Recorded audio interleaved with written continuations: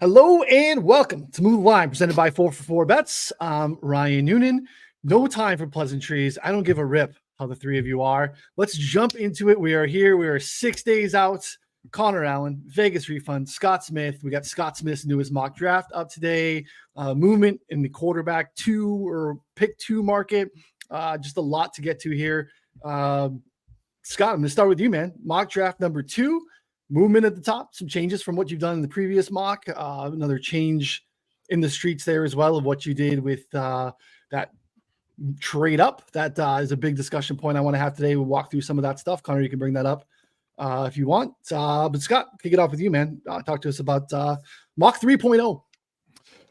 Yeah, so I try to do things a little bit differently maybe than some other people do. I use this as an exercise to run through different scenarios and then mix in how I think things could turn out if, one or two picks fall off from what the consensus seems to think, and then also mix in some insight and some other things that I'm gaining and, knowledge I'm coming about through different sources and other avenues.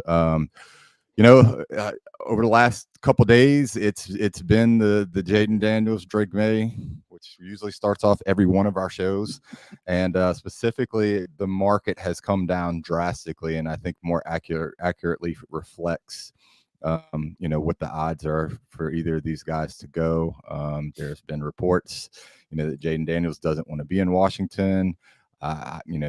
The sources that I've talked to said he really, really wants to be in Las Vegas, and you're starting to see more and more reports kind of trickle out from different avenues and different corners of the world. And so, that's just kind of how it goes. And even with Adam Schefter and Peter Schrager and all the other bigwigs that have basically said go buy your jerseys for Jayden Daniels to Washington, you're starting to see a little bit of backtracking on that. And I've kind of held a little bit firmly that, I think it's going to be Drake May. There's some whispers out there that it may not be Drake May and it may not be Jayden Daniels, but, as of right now, the lean that I have is that it's going to be Drake May 2 and Jayden Daniels 3. Yeah, Connor, we know how these markets can move, and it's not necessarily moving off of information. It can be moving off of a handful of strategic bets in the same time. So it's not necessarily indicative of what's actually happening. Scott's adding a little bit of context to that, which I think is super important there. As we talk right now, I get a text message from a local source in Baton Rouge. It says, I can confirm Jayden Daniels does not want to be at Washington, period, ! Like, I wouldn't either. I know this is like, it's just like, who the hell wants to go there? Like, they should have stuck with Washington football team for what it's worth. Or just stuck. You think it's the Commanders thing that's keeping him out? Yeah, it's definitely the team name. Yeah, that's fair. Yeah, Connor, we're basically back to I guess even odds on in terms of who's going to. Scott sprinkled maybe a JJ McCarthy possible there. Those odds are far longer than anything else. We're basically looking at DraftKings right around even -115 on both sides. FanDuel still a little bit behind on Drake May, but still fairly close. Last time we talked, I think we get down to like -330 on Jayden Daniels being the pick at number 2. And then we've obviously, I know you are deep into the Pretty Ricky streets and the tweets going on there. Has been a interesting draft insider. I guess you could call it this at this point. There's even implications from Pretty Ricky that for the Pats at 3, it's a McCarthy or May decision, which is very, very interesting. So what are your thoughts on, I guess, quarterbacks mix at the top and anything that's going on right now? Yeah, so to start at 2, I mean, we've been saying basically that Jayden Daniels is not for sure the pick at 2 for a long time now. So I guess, small shout out to us, right off the rip here. But I think that like this market movement doesn't mean that it's not Jayden Daniels. Like, again, we need a balanced measured take here. Like, This just means that this is a correction in the market because it's always been a coin flip. So again, now it's back to a coin flip and that makes sense. Now with the newer stuff coming out, I think it's interesting because we got a report a couple of weeks ago. One of our friends got ripped and aggregated, publicly by saying that Jayden Daniels maybe wouldn't want to be in Washington. And that's looking more and more, prescient at the moment. So it's like one of those things that there was smoke, and that was quickly shut down by Jayden Daniels, publicly saying that he's going to do all the visits. And now he's taking a visit with Minnesota the day after his joint visit that he initially had declined, which I think is notable. But yeah, I think it could be Drake May. I still don't think that the JJ McCarthy thing is dead. After the owners meeting, we saw a report come out from Tom Pelissero saying that most people that he talked to thought that Adam Peters was a JJ McCarthy guy. Again, I mean, they have the second pick. There's zero reason for smoke of why would, no one's trading to 2 for JJ McCarthy. So I don't know. Just again, it's 22-1. Just keep an open mind, I would say. I think that like the Lance and Mac Jones thing, I think that we will know the day of. And there will be strong reporting, and that is what I will probably be chasing the most. VR, what do you got to add to this discussion here, bud? I think after the show was it Tuesday?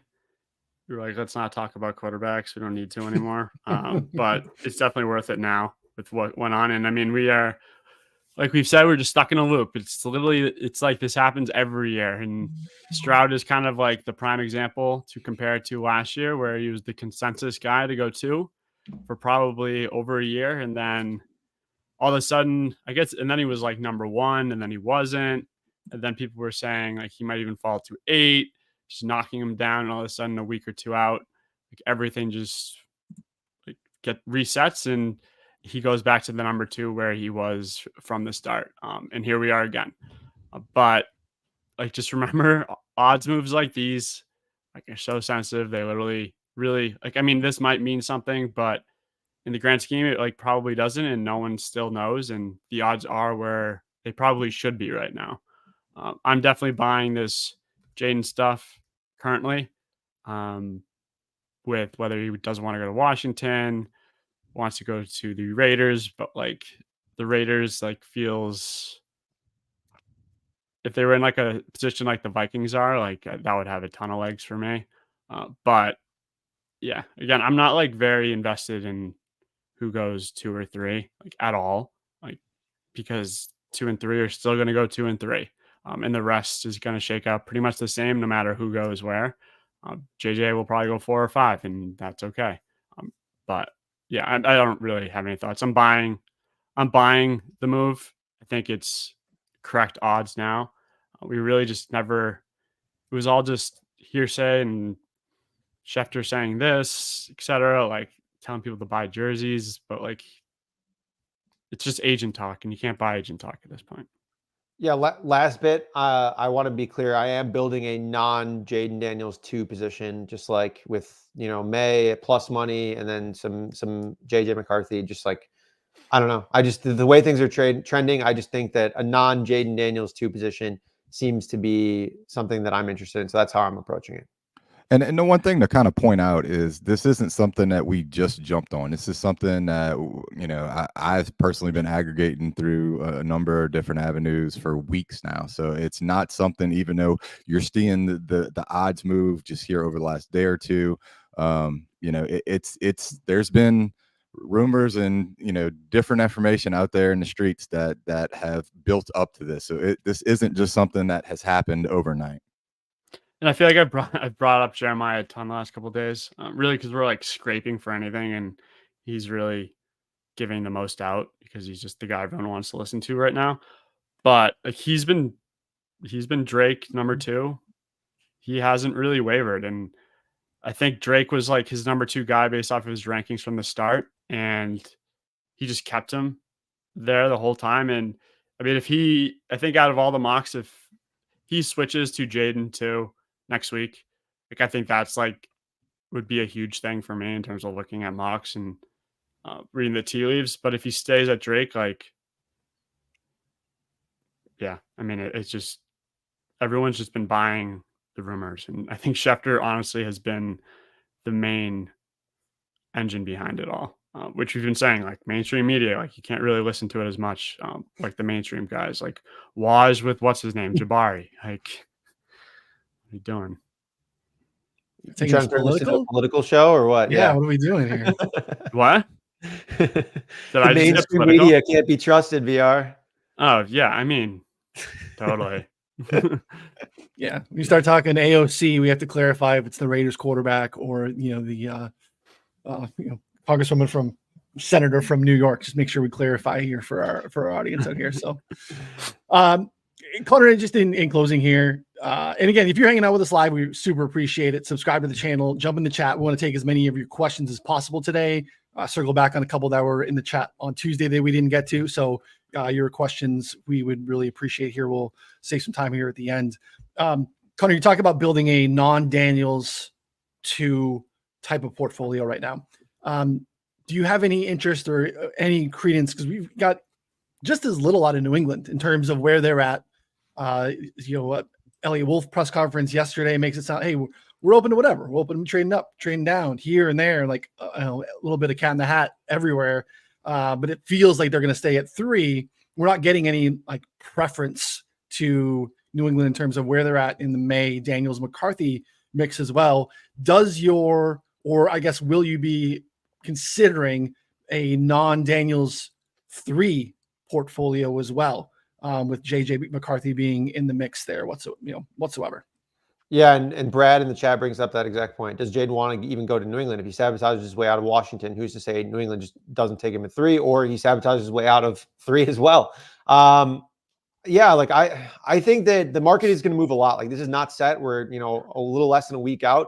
I would not be surprised to see Drake May become minus 250 and then go all the way back down to plus 200, and JJ McCarthy, be like as low as like 4-1 at one point. Like, it's all going to move. It's all going to happen. So just take some plus money on multiple different scenarios at 2, 3, and 4. And I think that you'll be happy and you'll have time to adjust at the end. So that's kind of how I'm approaching it generally. I think that Jaden to go 3, there's some interesting numbers there.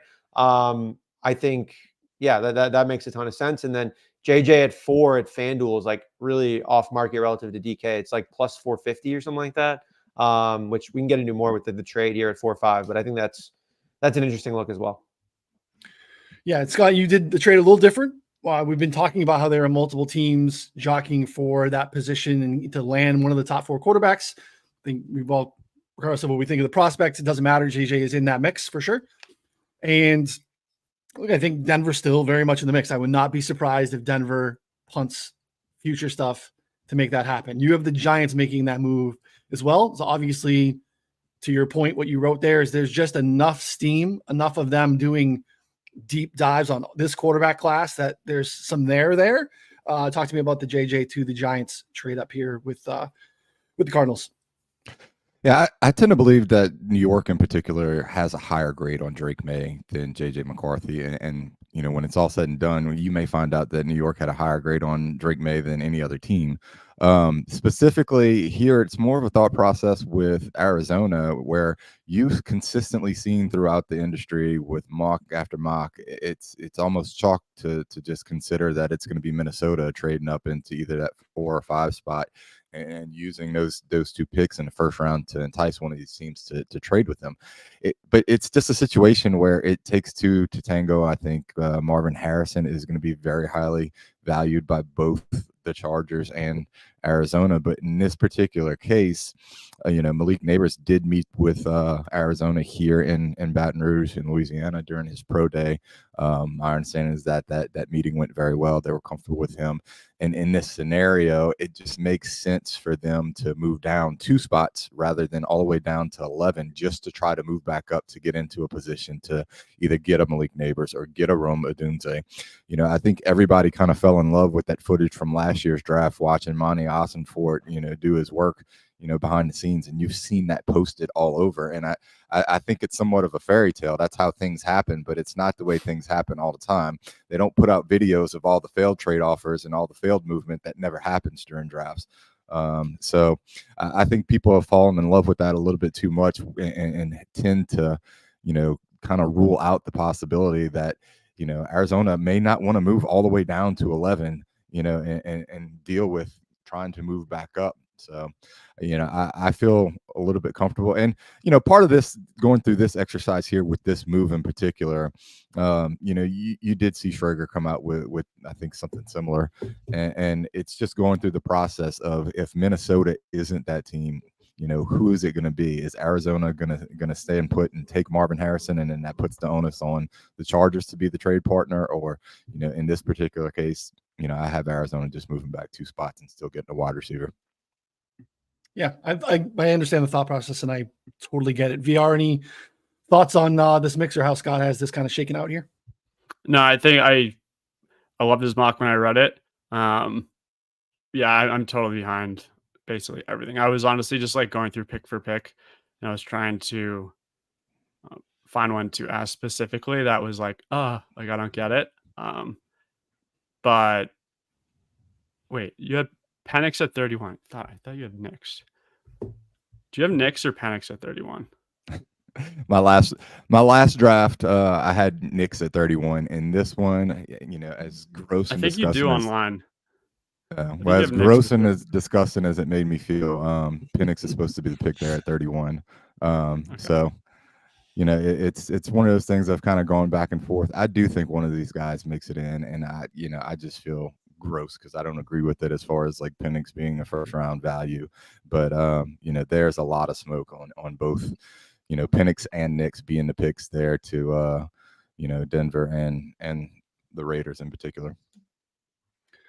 This question or comment, I guess, in the chat is one I massively agree with. I was thinking about this last night and trying to like really think about these trade partners. We've kept going on and on about Denver and Sean Payton, and Sean Payton cannot go into the season with that quarterback room. With all that's gone on in the trade to even get the second pick in the first round, this does feel like such an L draft for the Vikings, right? In the sense that they're going to add, in Scott's mock here, they're adding 2 defensive starters at positions of need, without a doubt. They also have Sam Darnold at quarterback, and whatever you like whatever happened in New York, I don't know what you think of Sam Darnold. It's not far off of like, are the Vikings really going to go into the season with Sam Darnold as the presumed starting quarterback? That's a very tough position when you had capital in the first round in a draft that has 4 guys that seem to be worthwhile guys to kind of build around and go from there. So it does feel like an L draft for the Vikings, as it would, I think, for the Broncos to stay at 12 and take a Brock Bowers, who I think we all think is a really good football player.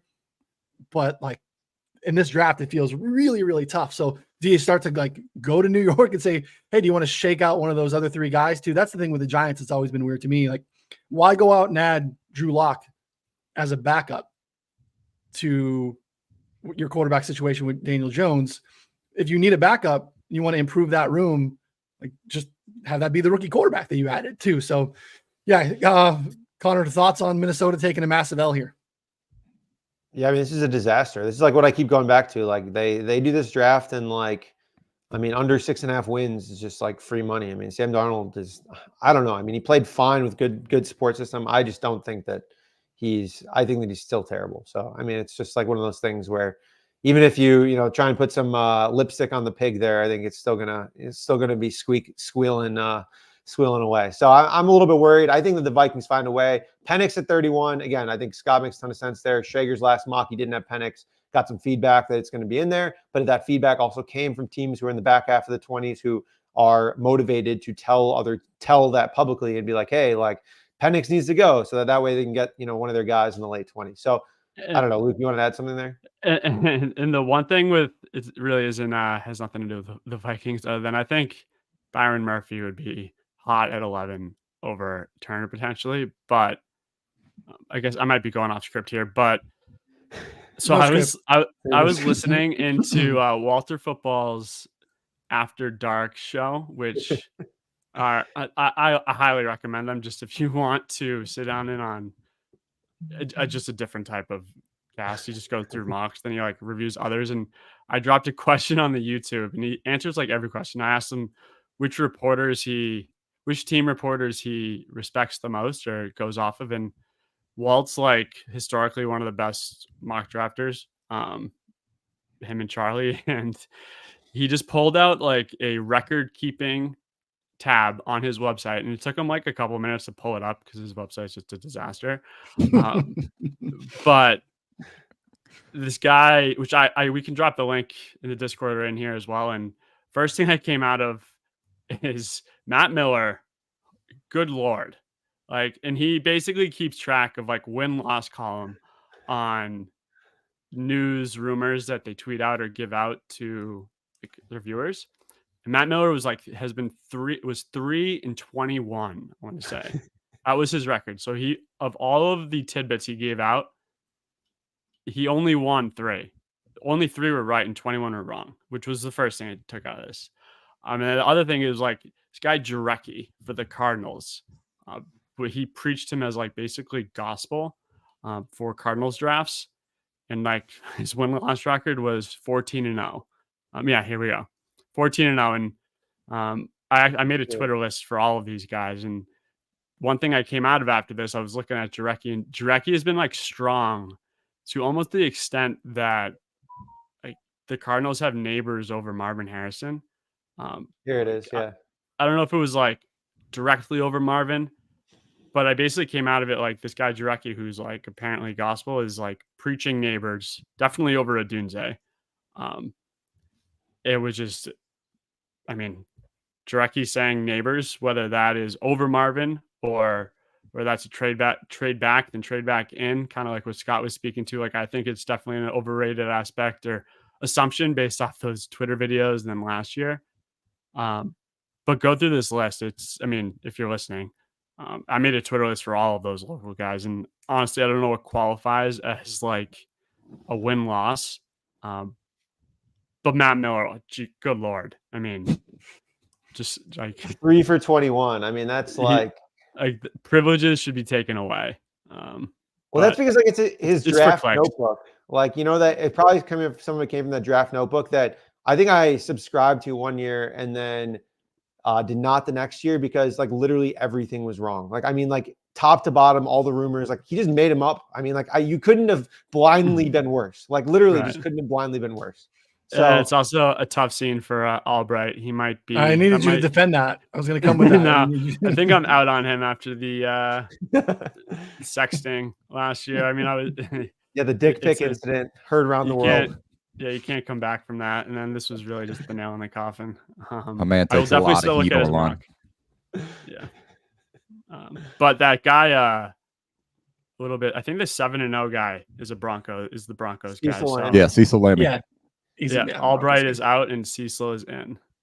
Jordan Renan is good too. He's a great Giants guy. I mean, it's a pretty good list. You know, honestly, it's pretty solid. I mean, I give him, this is the definition of the type of stuff that is like difference makers, literally keeping win losses on reports over almost a 10-year period. Like, props to Walter. I don't care how bad your site is. And God, he has this one ad. It's like, I think it's like an Exxon Mobil ad that you go on. It is a screen takeover if you're on your phone. It is every time you open it up for the first time. It's an Exxon Mobil ad. Like, I'm going to get gas if I'm driving by an Exxon and I need it. Like, I don't need this fucking ad anymore, dude. I mean, even on this screen alone, we have 5 ads and then a pop-up came up like in the middle. I mean, this is, it's incredible. Jesus. I was waiting for it to shut down the pod. This is crazy. I really want the Exxon ad to pop up right now, but I mean, this is like, I can't even scroll without ads. Like, what is going on here? You can subscribe. I don't know how much the subscription is. Get rid of it. I don't even know what the website would look like without ads. But yeah, your computer now has AIDS. I'm sorry. It's just what happens. Yeah, I'm gonna close out of that tab VR. We probably just infected everyone in the chat too. I posted it in the chat for anyone who wants to poke around there, but it's probably a good resource, but just make sure to go on incognito mode maybe. Yeah. Real quick reminder, if you're hanging out, jump in the chat, let us know. We're going to get to as many questions as you can. You want all the official plays that are going to come from the 4 of us this season. You need to get into the Discord at 4for4. Subscribe with our betting subscription. You need to use the promo code VR.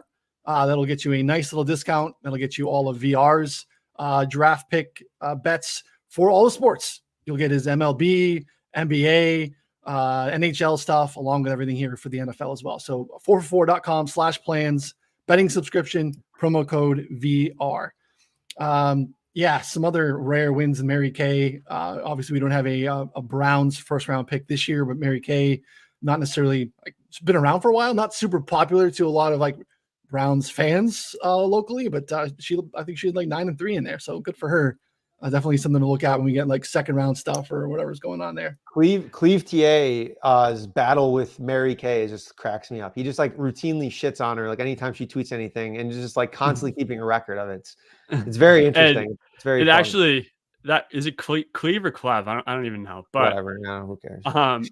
he had like a response in a tweet a couple days ago about the Cardinals loving Neighbors too, Mhm. which I think was kind of like how it caught my eye with this Jarecki guy, this 14-0 guy, harping Cardinals with Neighbors, which I think is like very notable.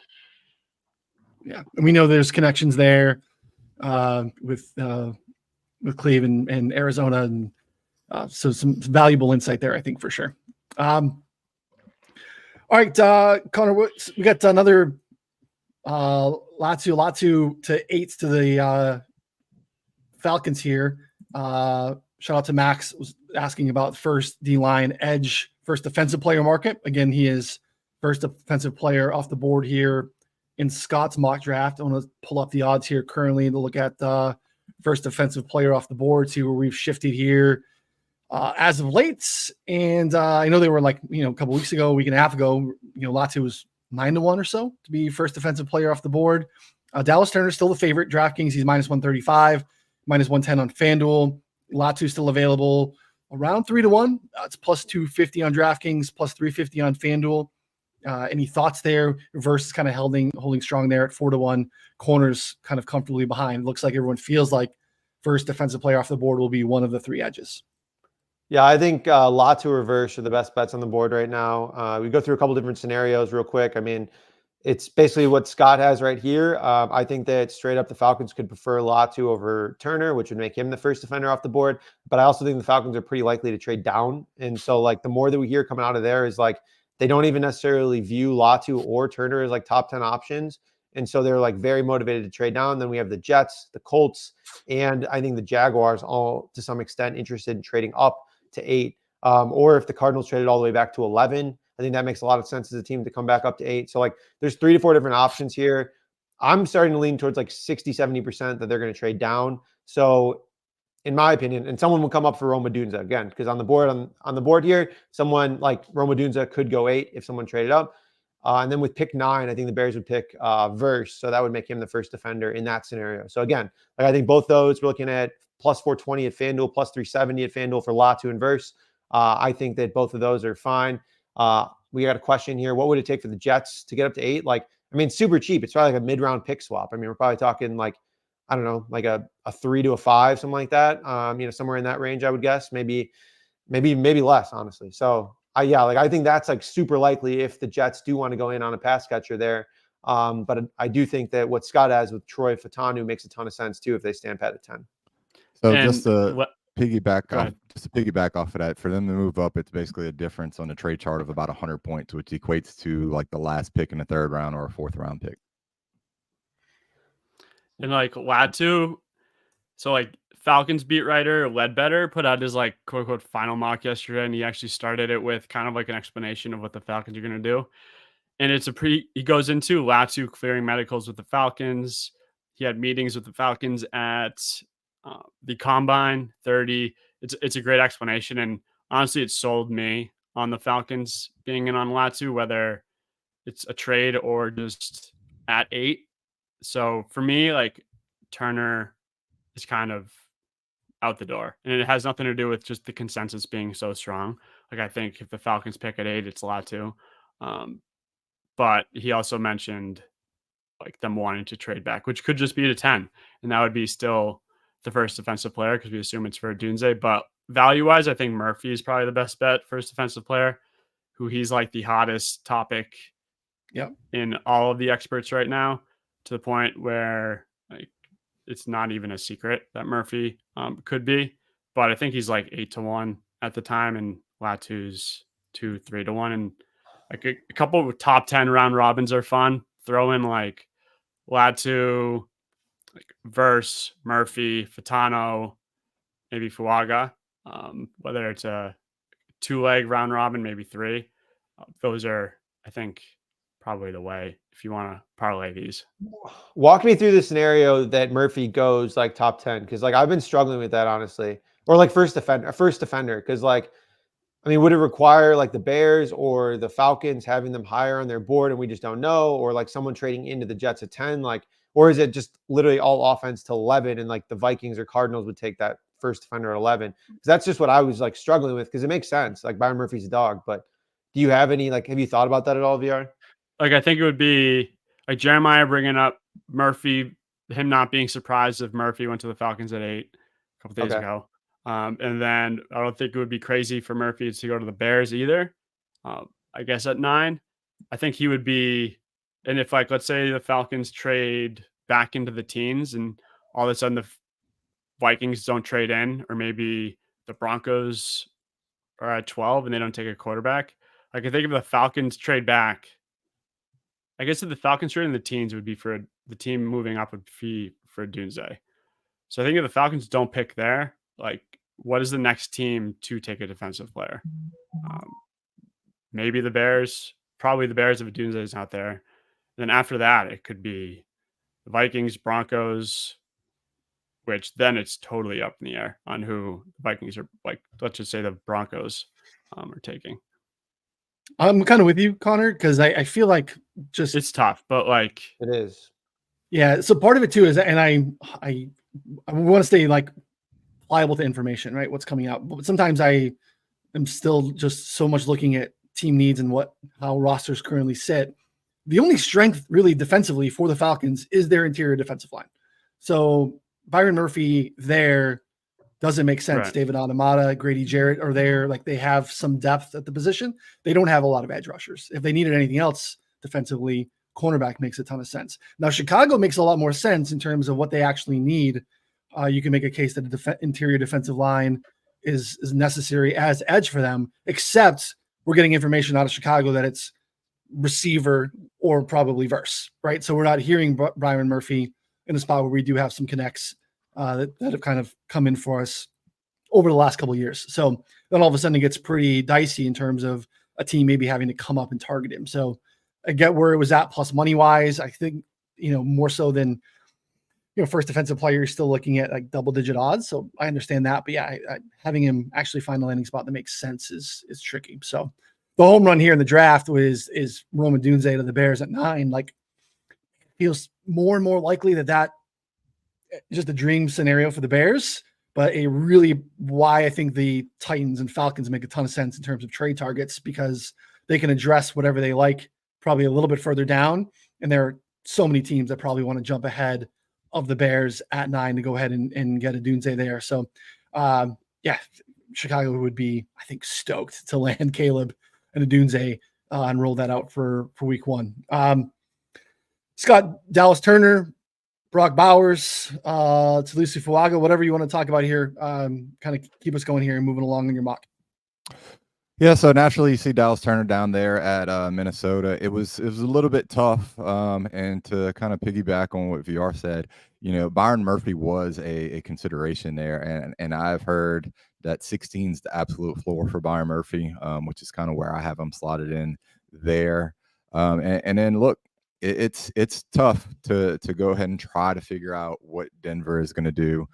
Specifically when it comes to Bowers, I've been getting a lot of mixed information about, how interested the Jets may or may not be in him. So, in this scenario, I kind of slotted him past the Jets there. And you look at what Denver and specifically Sean Payton has done in his past when he's had good tight ends. And I think if he's going to go ahead and miss out on a quarterback or not be able to draft a quarterback this high due to the value concerns, I think he would go ahead and take a weapon. He's traditionally operated with big slots, which is what Bowers kind of projects as, even though he's a tight end. I see him moving and working a lot in that slot. So I think he's a piece that Sean Payton, if he chose not to go quarterback, and the other player that I hear that they're interested in is Latu is off the board. I think Bowers could make sense at 12. And go ahead. I wanted to ask you a question. I don't know if you want to get into it, but like Brian Thomas, where we've said on the show, like a lot of people are putting Brian Thomas to the Bills at 28 just for like the team and the ratings, but I don't think that's what you did here. No, I do have Brian Thomas to the Bills at 28. Yeah, but do you believe he'll fall to 28? So let's just go ahead and get into it. Yeah. Yesterday I had two people actually, one a good friend of the show and another person completely random, reach out to me and specifically ask about there being injury concerns with Brian Thomas. I vetted, multiple sources here locally in Louisiana, and one person, as soon as I asked, didn't even mention what the injury was, came out and told me exactly what the injury was. Which was also specifically what someone else was asking me. From there, I actually vetted it through two other sources, and the information that I've gotten is that Brian Thomas did have an injury that he has played with since the Alabama game that could require surgery. That some teams do know about it. It has been one of those things that could see him slide down. Specifically, it is supposed to be a labrum. The interesting part is that you do have a labrum in your hip and your shoulder. I have experience tearing the one in my shoulder and having 2 surgeries on my shoulder. The turnaround time for that, if it's a shoulder, is generally 8 to 10 weeks before you can start training again post surgery, with a 4 to 6 month recovery time. Talking specifically to one of my surgeons and some other people in the physical therapy that go ahead and treat these injuries, the turnaround time for full recovery is generally 4 to 6 months. I was told that you can kind of shorten that to the shorter side, maybe limit it by about 25% shorter for an athlete who has the resources that Brian Thomas should have. But in this scenario, I have him at 28 and slipping, and it's mainly due to this injury that has not been reported as of yet. I feel comfortable with the sources that I vetted it out. One of them's actual staff member, very close to LSU football team. So it's something, while not reported yet, could be a concern, and drop him into essentially the Bills' lap, who he's been heavily connected to throughout the draft process anyways. And we confirm that shoulder, not hip. You would not be running 4.3. So, and the other interesting part about that is, I did not go out of the way to confirm whether it was a shoulder or hip, but I was told that it was a labrum. The interesting part of that is that he did at the combine both do the bench press and the 40.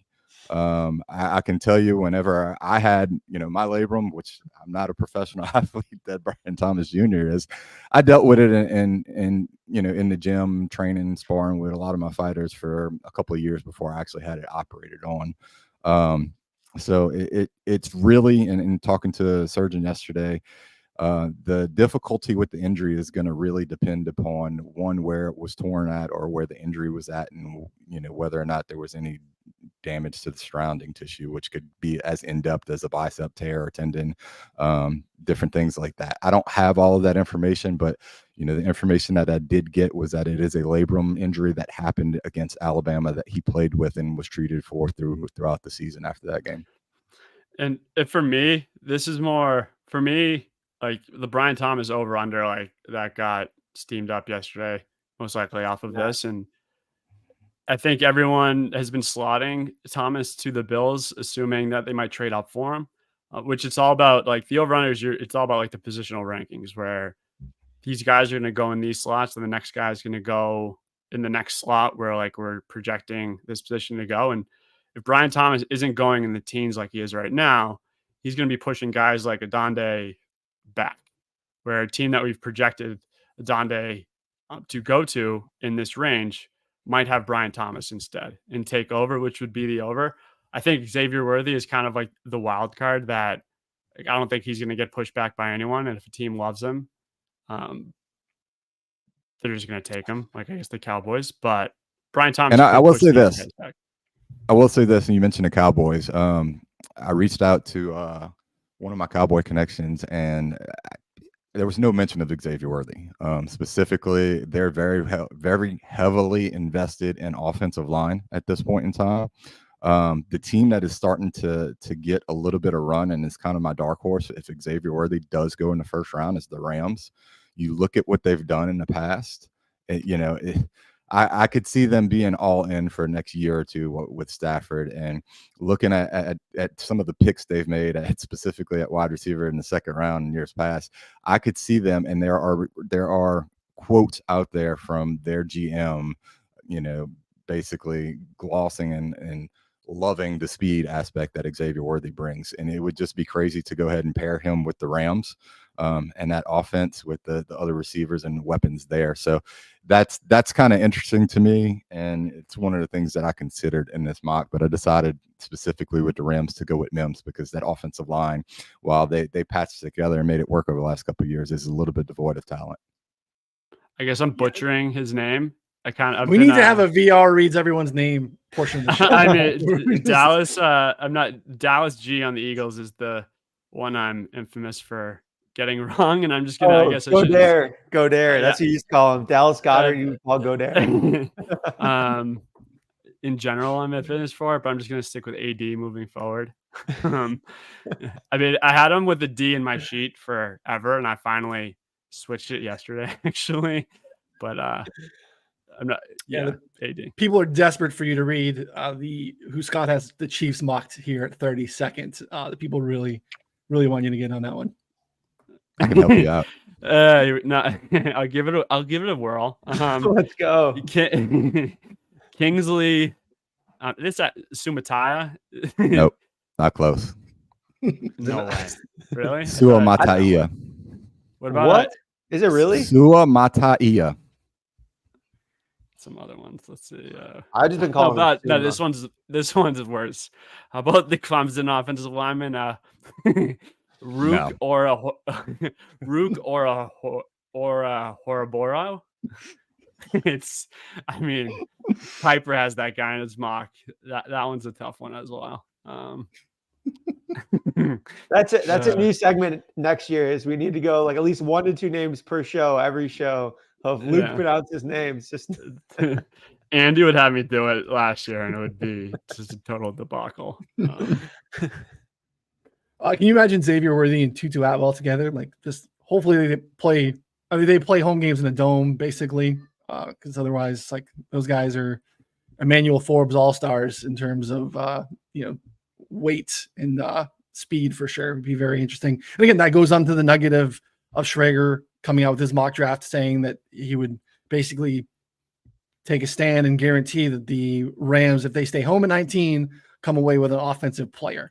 Offensive line makes a ton of sense there. Scott mocked that. I bet Rams first pick offensive line. I think that fits a need. They can go really in any direction. They don't have a locked in stalwart on, really there for long term at any of the positions. So, and Scott did that here in the mock, but I think receiver probably at what you're still looking at probably 10-1 or longer makes some sense there for sure. So let's see some other questions here. Brad mentioned too, we were talking about what it would take to move up in that spot with the Falcons Jets scenario. The Eagles gave up a 4th last year in that trade from 9 to 10 with the Bears. So that's definitely interesting to see. Max wants to look at 2nd and 3rd offensive line off the board. Those markets are interesting there. Anyone have any thoughts there? I think we've felt the whole time that the linemen are so tough to kind of pinpoint, where some teams need interior offensive linemen, some teams need right tackle more than left. That was kind of the case earlier with the Chargers, whereas they don't really need a left tackle. They would probably need a right tackle, which is kind of the hole in the alt argument early on when that was the spot happening. Whereas, the Raiders need right tackle. You would probably think that the Saints need left tackle. So any thoughts on 2nd, 3rd offensive lineman there, Scott? Yeah, I think whenever you look at it, Fashanu is a guy that didn't get a lot of visits as far as like top 30 visits. There's some questions, and look, I don't get into all of the I think arm length is important, but how important is hand size for an offensive lineman? You start to wonder that, and apparently some people had some problems with Fashanu's hand size. I saw one quote calling him T-Rex in the trenches or something, but I think Fashanu is a guy who we've talked about in the past. Like, had he come out last year, he would have been very highly drafted. So he's a guy that I think could definitely be like the 2nd or 3rd. But from everything I hear, Fatanu is a guy that teams seem to love. He's got a long reach, can play multiple positions. Specifically, when you talk about him to the Jets, he's a guy that could move inside and then still be able to fill out that left tackle or right tackle should one of the older guys that they just brought in go down. So those would probably be the three guys that I would look for. I think Fuaga's in the mix specifically when you look at the Raiders, mainly due to them needing a right tackle. But this order that I have them in here is pretty much how I expect these top 3 or 4 tackles to fall out. It's definitely hard to parse through.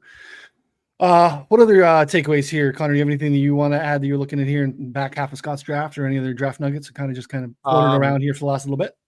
I think you and Scott and VR in your latest mock are trying to break my heart. No AD Mitchell. I grabbed some circa under 31.5 when, kind of a rogue number. VR played the over 27.5, I believe, recently. Like, I don't know. I get it. There's definitely some, quote, concerns for McGinn, which McGinn's piece was like a borderline hit piece that, no one else had talked about until then. So Yeah, I thought that was interesting. Yeah, the McGinn thing is like had nothing to do with the over. Like, I feel like I'm like totally out on McGinn as far as I'm concerned at this point. No, really, it's like just honestly, it's just like weird at this point, like what he's putting out there. And I know it like you have to read it, but for me, like the Mitchell is just a combination of like Thomas kind of pushing them out, and then really like a lot of like tidbits that Jeremiah had in his conference call about like the receiver position in terms of guys we have mocked consensus wise falling out of the first that will be unexpected, and guys we might have in the second could go. And generally speaking, just like the position we thought would go later than we expected. But yeah, I mean, he can just go 28 and we'll both be fine.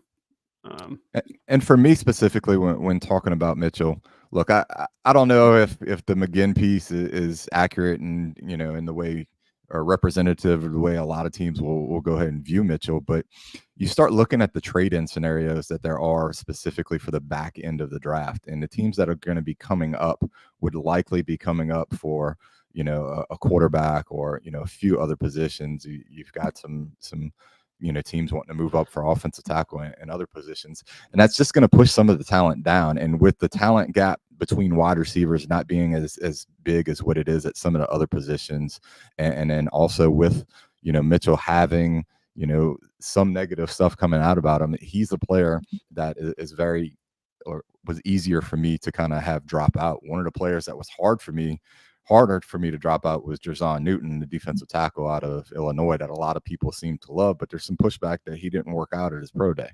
So it's getting crunch time over this next week to really kind of narrow down those players. Yeah, and I think one of the hot spots for Mitchell, like if he doesn't go 28 to the Bills, or like where do you put him? Like I get 23 could be that spot where whether it's like the Chargers or Cardinals trading with the Vikings, I think was a very trendy trade spot where AD could go, which would require the Bills to either trade into 23 or one of those two trade out teams to take him at 23. But like at this point, Brian Thomas is probably going to be there at 23. And to me, I don't see a team going AD over Thomas, even with the injury. It's just hard, like from 20 to I guess 27 or 28, like 28, like there's like maybe one team that if they're drafting there would take a receiver over like the O-line talent that we have. But yeah, that's where I'm at. I think it's an over. We can both win. But the one thing, there was a question in the chat, Steeler Nation. I just made the Twitter list public. It was on private. Sorry. It's just like literally called Walter Reporters. So just go to like my Twitter and then go to like the top right and say click view lists, and it's right there. Yeah, we should talk about more ways that Scott's mock breaks hearts here a little bit. My heart would be broken with Jared Verse going to Miami at 21. I bet Connor and I bet Miami first pick offensive line. I feel like it's a massive need. Now, basically every edge rusher on Miami went down with an injury towards the tail end of the season, which makes sense. They're going to be without Jalen Phillips for the start of the season for sure. It's definitely an area of need. But talk to me about that one here, Scott, where Verse falls to 21. Yeah, so essentially, look, it's we've talked about him there at 9. If Rome Odunze, isn't there for the Bears, I think that's the most viable option. But if he doesn't go there, there's not a great fit necessarily. It's going to depend upon how some teams have him versus Dallas Turner, which is a mix all over, the board on some teams' lists.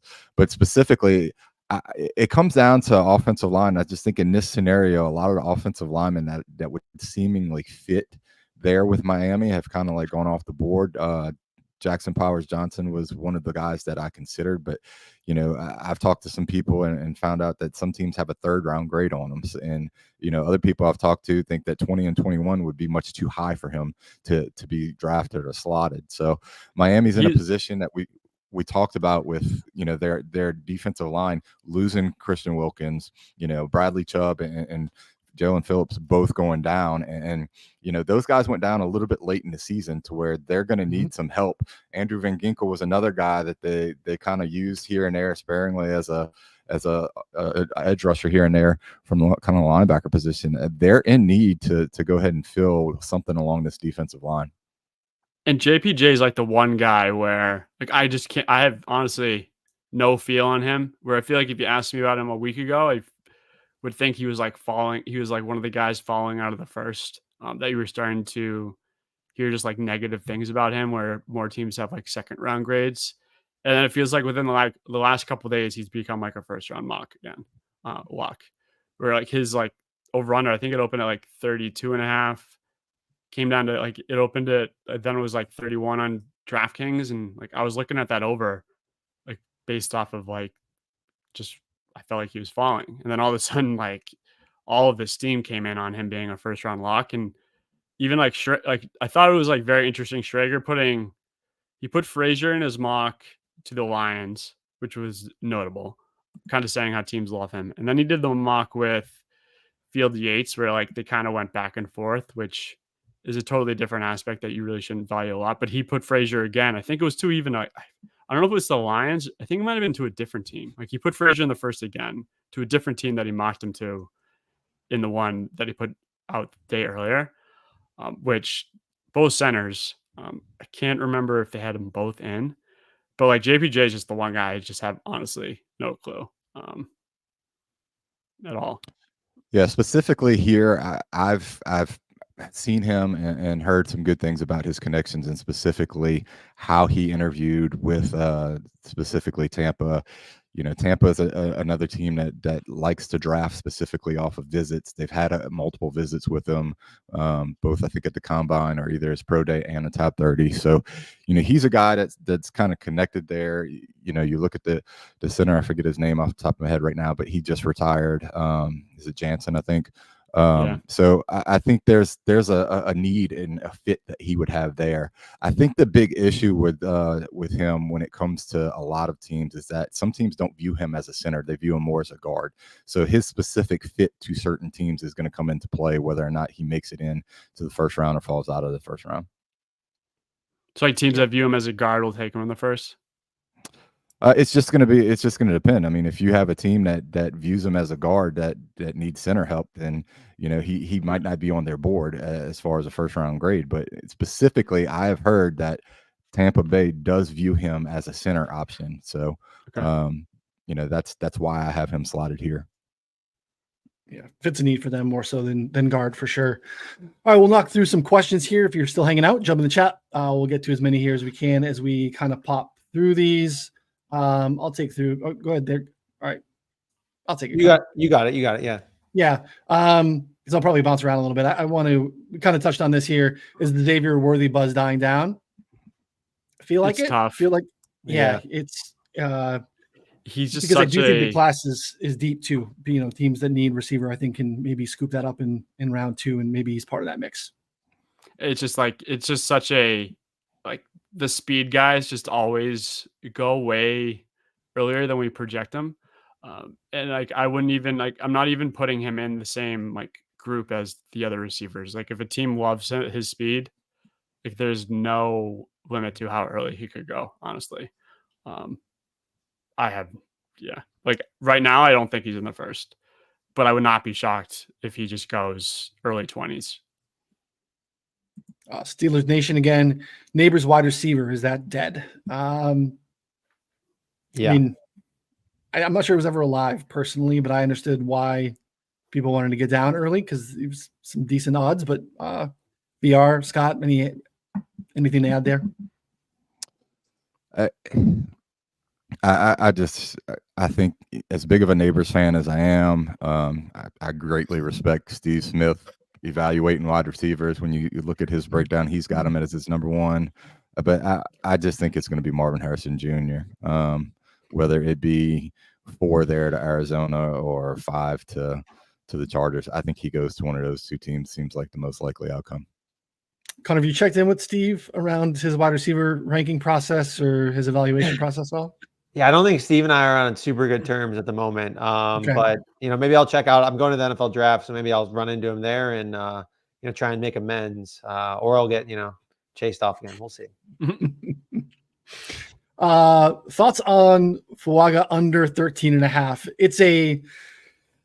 It's a single out, basically, right? It is the Raiders, and it's a right tackle need for the Raiders. The Raiders, basically, it feels like there's obviously discussion, and Scott talked about at the top, their desire to land a quarterback, their desire to land Jayden Daniels in particular, but corner is also a very prevalent need there, something on the outside, a perimeter corner, and there's obviously some discussions with Terrion Arnold there, but Scott, any thoughts on Fuaga under 13.5, knowing that it's basically a single out? You had a little bit of smoke early on connecting him to the Jets, but at this point, there's too many other options that have been connected for the Jets for me to feel comfortable with it. So I agree with your sentiment that it's either Raiders or bust. I could see him going at 14 to the Saints, but I think the hype on him's kind of died down a little bit more through this process, whereas he's dropped a little bit. It's Fatanu who has kind of risen. VR, the Keeneland team around first round back end here. Brugler's been massive in terms of pushing this as one of his guys. You started to get some steam up. Is that first round hype dead, or any thoughts on him being maybe a target for people to trade back into here from Brian? I mean, yeah, he was hyping him, and I'm honestly like, he didn't even put him in the first round in his mock that he had 2 days ago, and I was like, what the fuck? Like, dude, you literally tweet this guy out as like your first round hot take, and you didn't even put him in the first round in your mock. I think he still has his final, and I was super disappointed with Brugler's mock. Not like he didn't do anything wrong, like it was fine. It was just like super chalky. Weren't really any nuggets in it. Usually, I think his final he gives ranges, which I'm looking forward to big time. But yeah, Nealon hype feels like I guess it's died down. But the Jalen Polk hype could never be higher. And I will say this in relation to Nealon, while he's been ranked highly on some other boards, 32, Brugler and some of these other guys. I think he had 16 top 30 visits. The Arif Hassan came out with his consensus big board, and when you look at it, he's got Nealon ranked 64. So while he may be high on some other boards and he may be getting a lot of entrance through the top 30 visits, it's hard to slot him into the first round over some of these other guys. The one guy that kind of worries me a little bit is Chop Robinson. He's got a terrific first step. People like his explosion, but he doesn't have the production that you would expect for a guy with a lot of his hype. So you do have some teams that are a little bit polarizing on him as to how they view him. Chop Robinson, not a dog. Put that in a graphic, Scott. You can get plus 380 on Fatanu's second offensive line on FanDuel, which is interesting. Connor, you've kind of been on this. Is like the Jets are not a Brock Bowers has kind of been a layup in terms of what they would want to do there. You are a believer that is not the case based off some stuff that we've been hearing, and that they are on Fatanu if they were to add an offensive lineman in terms of where they have the rest of these guys ranked. Any interest there in 380 on him to be the second offensive lineman?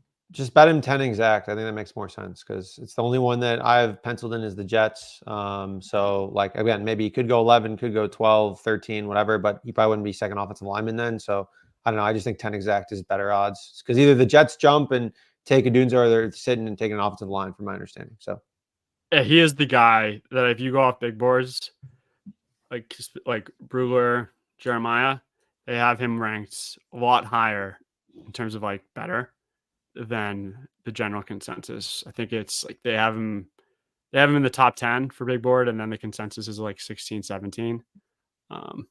Which is even like when you get that low, it's a lot of spots. Like 6 spots is not the same to 6 spots in like the 50s. Muse talking about Daniel Jones' injury concerns as a reason why they would want to address the position. For sure, I get it. It just seems like a team that needs. I mean, look, I really like Mike Clay. All the work that Mike Clay does. He currently has the Giants as the worst roster in the league. So it's a team that needs a lot of help. Now, again, if you don't have a quarterback, that's obviously an issue as well. But you thought you did to the extent that you gave him an extension and then he got hurt. But you really don't have a ton around him. I'd love to, again, not a Giants fan, but give the kid a Malik Neighbors and let him see if he can cook for a year. Then you still got Neighbors and you can figure out quarterback at another time. So be interesting to see what they do there, especially having to trade up to get it done. And a team that needs a lot of other stuff is peculiar to me, but just to do with the podcast and I'm not drafting NFL quarterbacks. Thoughts on Knicks to go before Penix, that being available at plus 185. Scott, what are your thoughts there? Look, I think that Penix is valued a little bit more. Excuse me. I think that Knicks is valued more across the league than what Penix is. But I think the teams that are in on Penix are higher on Penix. I think it's interesting specifically how Washington hosted the quarterbacks and Knicks was not there, but Penix was. So I think you can see that some teams may value him a little bit more. It's probably not a play that I would make, but I tend to think that Knicks is going to end up coming away, to Denver, whether that be via trade down or via future picks to get back up into a range to draft him. But specifically going head to head with that, it isn't a bet that I'm specifically comfortable with making at that value. I'm waiting for Matt. I'm waiting. That's like the bets. That's like the only market we really haven't unloaded yet is matchups.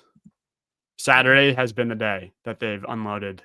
Like the first round of over-unders was 2 weeks ago Saturday when I was in the prison of New York, and then they did it again last Saturday. So crossing my fingers tomorrow. All right, we will get to the last one. We'll go around. I think this is a really good question. Spencer wants to know who are the big risers in late round one, maybe some first round bets. And we talked about how these to be a first round pick odds are make believe in terms of actual probability. They're priced in a kind of an insane way. But is there anyone here VR that you think is of interest here, catching your attention or good price or anything that you see trending mock wise? Only one guy you can answer here. There's only one answer. Jalen Polk is the only answer. Which I'm looking at his odds right now. He is plus 330. So dumb. A week ago, he was 45-1. These are not real odds, even though draft CLV is the most satisfying thing ever, even though it is not real whatsoever. In terms of first round, I think Bullets, Kingsley, he's not fun, plus 145. That's probably good still. I think Zach Frazier, maybe it's just hypnotized by Schrager, but Frazier at 350 looks interesting. We've heard about the defensive tackles having value. A lot of the guys like the Braden Fisk, who's the other, Jenkins, if one of those guys slips in, I wouldn't be shocked. Jeremiah and McShay have been hyping Xavier Leggett over the last week. Jeremiah has kind of been he prefaced saying he doesn't think he goes first, but he thinks he kind of should over the guy that might fall. I mean, this market has really been beaten down. Dead. So yeah, depends how fun you want. I think if you just threw like all of the defensive tackles that are in like the 300 or better in like a round robin, and he needed to hit like 2 of the 4, like Fisk, Michael Hall, Jenkins, Nealand. If you just need to hit like 2 of them, actually just hit 1, I guess, or 2 for a round robin could hit, but it's been beaten down. It's a tough question. Like Edwin Cooper Yeah. shouldn't be 220 anymore. Like I wouldn't like I have him way better odds. Yeah. Sainstrill's I think out of the box. Mike Sainstrill. Like I think he's Michigan corner. Okay. could shock people. That I haven't heard. He's 8-1. He was 15-1 to give you context, but Someone used to rattle off a bunch of second round picks to me, but exactly. Yeah, to your point, it's kind of a dead market here. Yes. Connor, anything to you just in closing? A long shot sprinkle, anything that you're like flirting with? Again, by saying it, you're going to kill it, so you're gonna have to like make a play on it. But And I don't- in terms of I don't want to cut Connor off. He'll go, but I think like the best play in the first round market is like parlaying like a heavy favorite with a plus 200 or just a couple heavy favorites to get it down to like minus 110 is definitely the way to go instead of just throwing a bunch of bullets at a Jalen Polk at plus 330 who was plus 4,500 a week ago. Like I wouldn't do that. I'd rather parlay like Guyton, Darius, Kool-Aid, Guyton, Jordan Morgan, like something like Kingsley, something like that. I think is the way to go. Yep, I like that. All Connor, right, anything? so long shots right now, best long shots, and nothing to do with the first round. We're not going to, talk about that. Exactas, top 3, top 4 just got posted on DraftKings, top 5. Get crazy with it. Involve JJ, involve Marvin Harrison Jr. going 4-5, involve, Drake or Jaden kind of in there. I mean, these are like 80 to 100 to 1, and up to there if you put JJ at 2. If you put Drake at 2, I mean, there's one that you floated that was like 25 to 1. Caleb May, JJ McCarthy at 3 over Daniels, then Daniels 4, Marvin Harrison Jr. exacta, that's 24 to 1. So again, like I don't think any of this stuff is out of the question. So that's where I would go with it. That exact I think is interesting and probably a good way to play some of the current just noise coming from the top to leverage, a May to JJ 3 as a possibility. So we get better odds in landing those that way. So, all right, Scott, anything in closing? Yeah, one of the things we didn't really hit on, but during the show, I got a text basically saying, don't rule out Jaden Daniels to Minnesota, sitting at plus 1,100 right now. So might be worth taking a stab at, or a little bit of sprinkle. There is smoke there and that, and some other stuff here locally suggesting that it's a little bit more possible than what anybody in the media is reporting. So I think it's interesting to maybe go take a stab and check some of the odds on it as it goes on today. Love it. Fade the mainstream media, as VR said at the top. So just stay with the 4for4 stuff. So subscribe to the channel before you take off. We appreciate it. Hit the video with the thumbs up. Head over to 4for4.com/plans. Use promo code VR. Get the betting subscription and get in Discord. Discord, you can get all of the plays that we'll have for draft season. The betting subscription is going to get you the entirety of our 2024 football stuff. So season long, best ball, IDP, tackle props, Connor's bad quarterback unders, all the stuff that we're doing here at 4for4 all season long. Check that out and you'll get all of the mock draft picks and draft picks from VR for all of the upcoming drafts here through the summer. So appreciate it as always. We'll be back next week for a few shows. Obviously, as we get down here to the nitty gritty, excited to see what happens between the end of this show and next time we come on. So for Connor, Scott, and VR, I'm Ryan. We'll see you all next time. Thanks, everybody.